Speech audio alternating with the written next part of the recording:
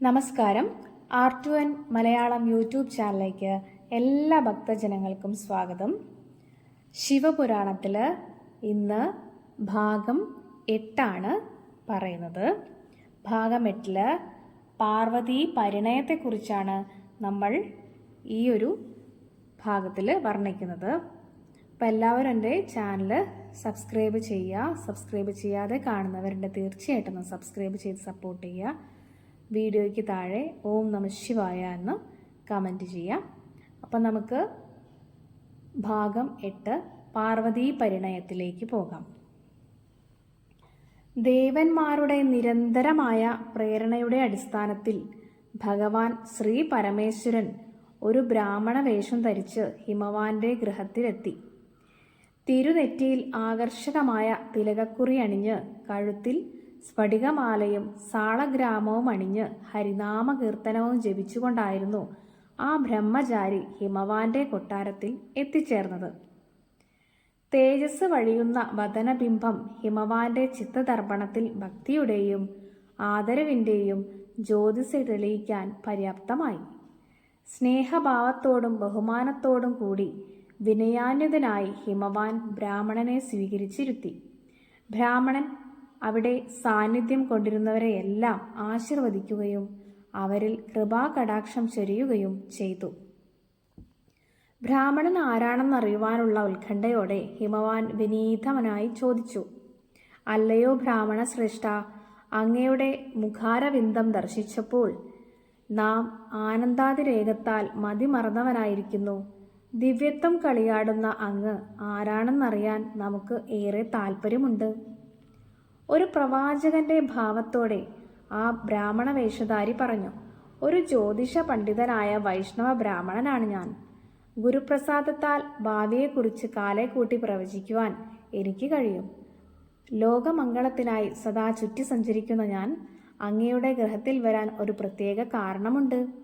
അശുഭകരമായ ഒരു കർമ്മത്തിന് അങ്ങ് പ്രേരിതനാകാൻ പോകുന്നുവെന്ന് ഞാൻ ഗ്രഹിച്ചിരിക്കുന്നു.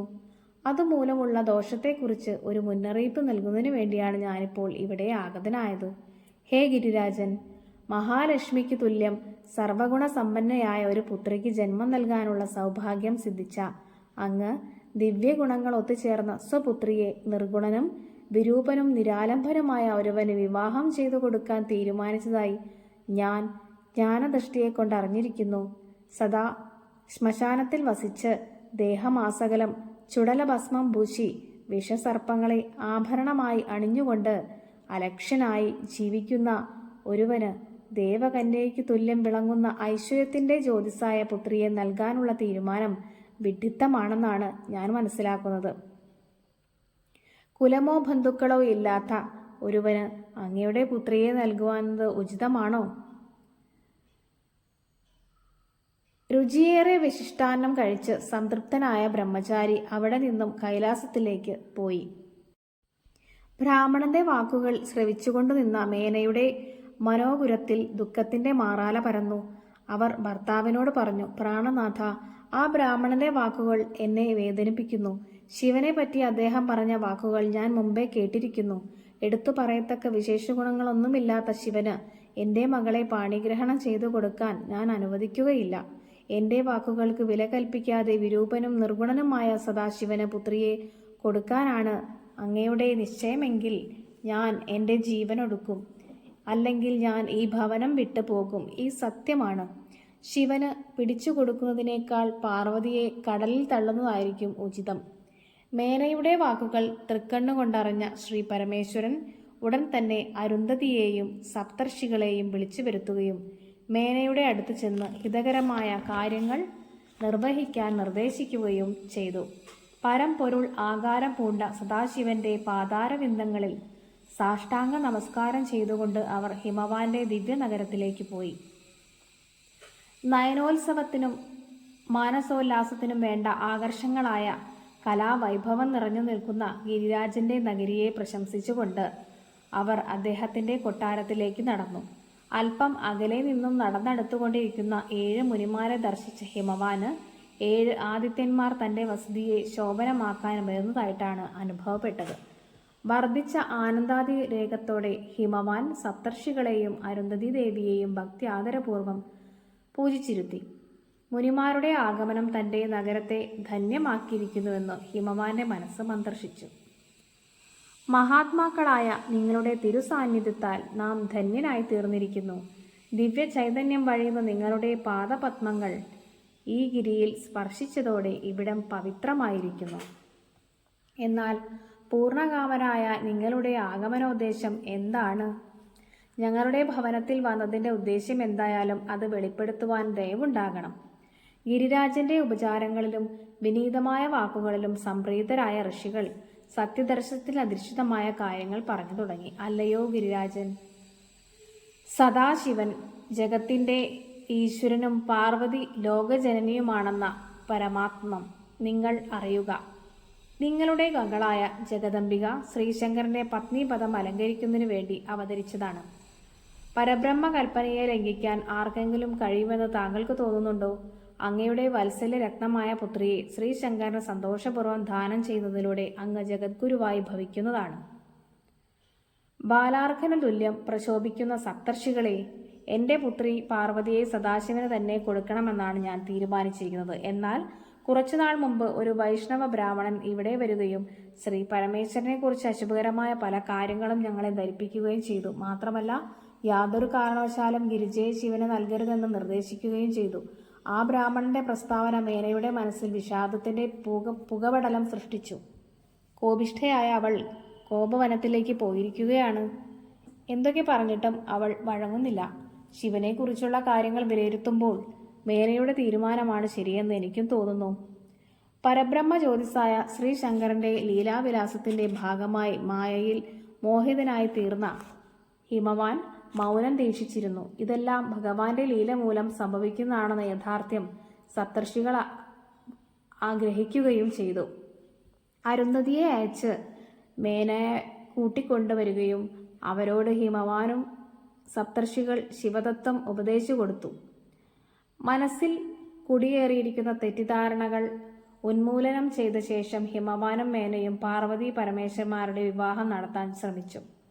ഹിമവാന്റെ നിർദ്ദേശപ്രകാരം മേന പാർവതിയെ അണിയിച്ചൊരുക്കി സുസ്മേരവദന ബിംബത്തോടെ നിലകൊള്ളുന്ന സപ്തർഷികൾ അനുഗ്രഹിച്ചുകൊണ്ട് പറഞ്ഞു: ശിവേ, ദേവിയുടെ തിരു അവതാരോദ്ദേശം ഞങ്ങൾക്കറിയാം. ശ്രീ പരമശിവനോട് ദേവി ചേരുമ്പോൾ ആദ്യകാലത്തെ പരബ്രഹ്മ നിശ്ചയം സഫലമാക്കിയിരിക്കുകയാണ്. സദാശിവന് അവകാശപ്പെട്ട നീ സുഖദായിനിയായി വാഴുക. പരമമായ പൊരുൾ അറിയാതെ മായയുടെ പിടിപ്പെട്ടു പോയതിലാണ് ഹിമവാനും മേനയും സദാശിവനിൽ ആദ്യം ദോഷം കണ്ടത്.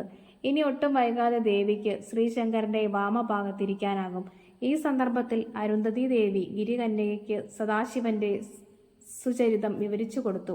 പാർവതിയെയും ഹിമവാനെയും മേനയെയും അനുഗ്രഹിച്ച ശേഷം സപ്തർഷികളും അരുന്ധതി ദേവിയും ശ്രീ പരമേശ്വരന്റെ അടുക്കിലേക്ക് മടങ്ങിപ്പോയി.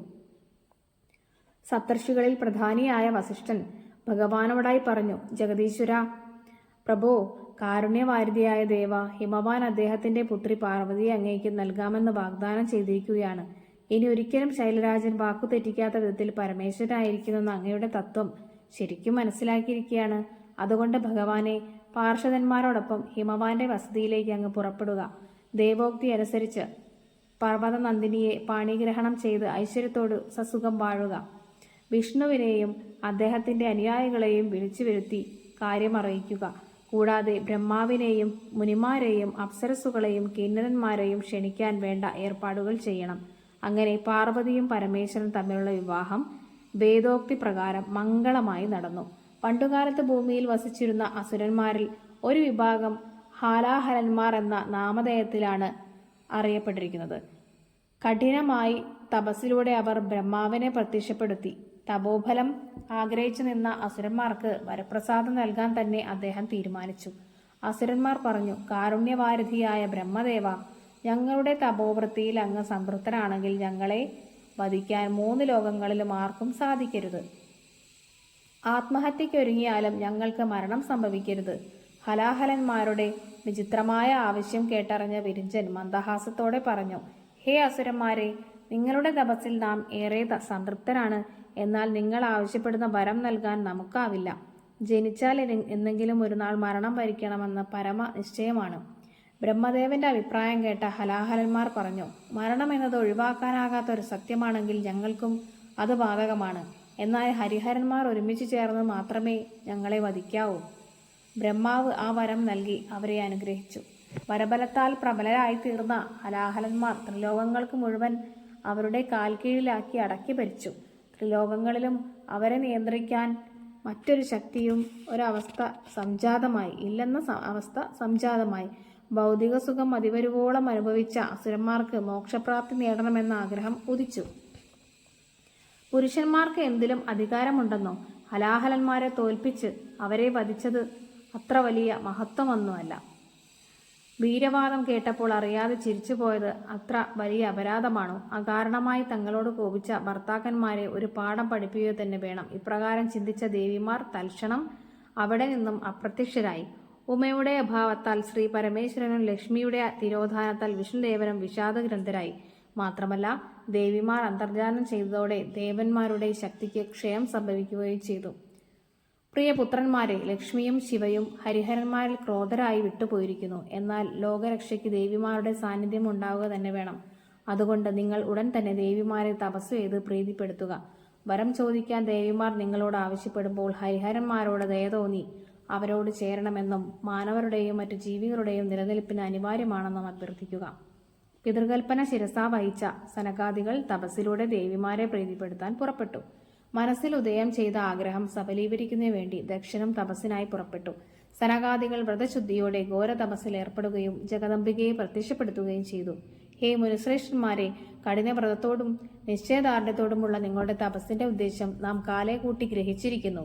ഞാൻ ഉടൻ തന്നെ ഹരിഹരനുമായി ചേരുന്നതാണ്. അവരുടെ തിരുസന്നിധിയിൽ നിന്നും ഞാൻ വേർതിരിഞ്ഞ് പരിഭവം കൊണ്ടായിരുന്നില്ല, മറിച്ച് പ്രകൃതിയുടെ നിർദ്ദേശമനുസരിച്ചായിരുന്നു. ത്രിമൂർത്തികളിൽ നിന്നും അഭിന്നമായി വർത്തിക്കുന്ന മായാശക്തിയാണ് ഞാൻ. ദേവന്മാരോട് ചേർന്നാലേ ഈ പ്രപഞ്ചഭരണം സുഖമായി മുന്നോട്ടു പോകുന്ന സത്യം എനിക്കറിയാം.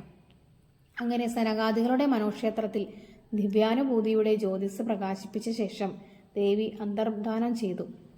ദക്ഷ, നിന്റെ ആഗ്രഹം എന്തായാലും നമ്മെ അറിയിക്കുക. ആചാരവിധിപ്രകാരമുള്ള നിന്റെ തപസ്സിൽ നാം സംപ്രീതനാണ്. ദക്ഷൻ ദേവിയുടെ പാതാരവിന്ദങ്ങളിൽ സാഷ്ടാംഗ നമസ്കാരം ചെയ്തുകൊണ്ട് ഭയഭക്തി ബഹുമാനങ്ങളോടെ പറഞ്ഞു, ത്രൈലോക്യനാഥനായ ജഗദംബികെ, കാരുണ്യസാഗരമായ അമ്മേ, അവിടുത്തെ ഈ പുത്രൻ അനുഷ്ഠിച്ച തപസ്സിൽ ദേവി സംപ്രീതയായെങ്കിൽ അവിടുന്ന് എൻ്റെ പുത്രിയായി തിരു അവതാരം കൈക്കൊള്ളാൻ ദയവുണ്ടാകണം. ദക്ഷന്റെ ആഗ്രഹം കേട്ടറിഞ്ഞ ദേവി മന്ദഹസിച്ചുകൊണ്ട് പറഞ്ഞു, ദക്ഷ, നിന്റെ ആഗ്രഹം തീർച്ചയായും നാം നിറവേറ്റുന്നതായിരിക്കും. ഗിരിജ ആദിപരാശക്തിയുടെ തിരു അവതാരമാണെന്ന സത്യം അറിയാമെങ്കിലും മാതൃധർമ്മം പാലിക്കേണ്ടത് തന്റെ കടമയാണെന്നറിഞ്ഞ മേന ഒരു ബ്രാഹ്മണ പത്നിയോട് ഉത്തമമായ പാതിവൃത്യധർമ്മം ഗിരിജയ്ക്ക് ഉപദേശിച്ചു കൊടുക്കാൻ നിർദ്ദേശിച്ചു. അങ്ങനെ ആ ബ്രാഹ്മണ സ്ത്രീ പാർവതിക്ക് പതിവ്രതാ ആചാരത്തെക്കുറിച്ചുള്ള സാത്യോപദേശം നൽകാൻ തുടങ്ങി. സ്ത്രീകളിൽ ഏറ്റവും ധന്യമായവയാണ് പതിവ്രത. പാതിവൃത്യം പരിപാലിക്കുന്നവൾ സർവരാലും പൂജനീയരായിരിക്കും. ഒരു പതിവ്രതാരത്നത്തിന് സകല ജനങ്ങളുടെയും അവൾ വസിക്കുന്ന പ്രദേശത്തെയും പരിശുദ്ധമാക്കാൻ സാധിക്കുന്നു. സമസ്ത പാപങ്ങളെയും കഴുകിക്കളയാനും അവളുടെ മനോഗുണം പോലും സാധിക്കുന്നു. ഭർത്താവിനെ ഈശ്വരന് തുല്യം കരുതി വർദ്ധിച്ച പ്രേമാധിക്യത്തോടെ സേവിക്കുന്നവർക്ക് സകലവിധ സൗഭാഗ്യങ്ങളും അനുഭവിക്കാൻ വിശ്വശില്പിയും പരബ്രഹ്മസ്വരൂപിയും ലോകഗുരുവുമായ ശ്രീ പരമേശ്വരൻ അവസരമൊരുക്കുന്നു. സീതാദേവി, സാവിത്രി, ലോപമുദ്ര, അരുന്ധതി, ശതരൂപ, അനസൂയ, ലക്ഷ്മി, ഊർമിളാദേവി, സതീദേവി, സുമതി, ശ്രദ്ധ, മേന, സ്വാഹാദേവി തുടങ്ങിയ അനേകം നാരീരത്നങ്ങൾ പതിവ്രതകളായി ഭാരതഭൂമിയിൽ സത്യജ്യോതിസ് മനക്കാമ്പിൽ പേറി ജീവിച്ചിട്ടുണ്ട്. ഈ മഹിളാമണികൾ ബ്രഹ്മാവിനും വിഷ്ണുവിനും മഹേശ്വരനും മാനസികളായി തീർന്നു. അതുകൊണ്ട് പാർവതി, നീയും പ്രാണനാഥനായ ശ്രീശങ്കരനെ സദാ സേവിക്കുക. പതിവ്രതാധർമ്മം ലോകരുടെ ശാന്തിക്കും ഐശ്വര്യത്തിനും നിഷ്കാമത്തോടെയുള്ള സ്നേഹത്തിന്റെ നിലനിൽപ്പിനും ആധാരമായിട്ടുള്ളതാണെന്ന് ശ്രുതികളിലും സ്മൃതികളിലും ഉറപ്പിച്ചു പറഞ്ഞിരിക്കുന്നു. പതിവ്രതാധർമ്മം അനുഷ്ഠിക്കുന്നവർ സ്വന്തം പതി ആഹാരം കഴിച്ചതിന് ശേഷമേ ഭക്ഷണം കഴിക്കാൻ പാടുള്ളൂ. ഭർത്താവ് നിൽക്കുമ്പോൾ ഭാര്യ ഇരിക്കുന്നത് സ്ത്രീധർമ്മത്തിനെതിരാണ്. ശുദ്ധമതിയായ ഒരു പതിവ്രത ഭർത്താവ് ഉറങ്ങുന്നതിന് മുമ്പ് ഉറങ്ങുന്നത് തെറ്റാണ്. പ്രാണനാഥൻ ഉണരുന്നതിന് മുമ്പ് പതിവ്രതയായ സ്ത്രീ ഉണർന്നെണീറ്റ് സ്വകർമ്മങ്ങളിൽ ഏർപ്പെടണം.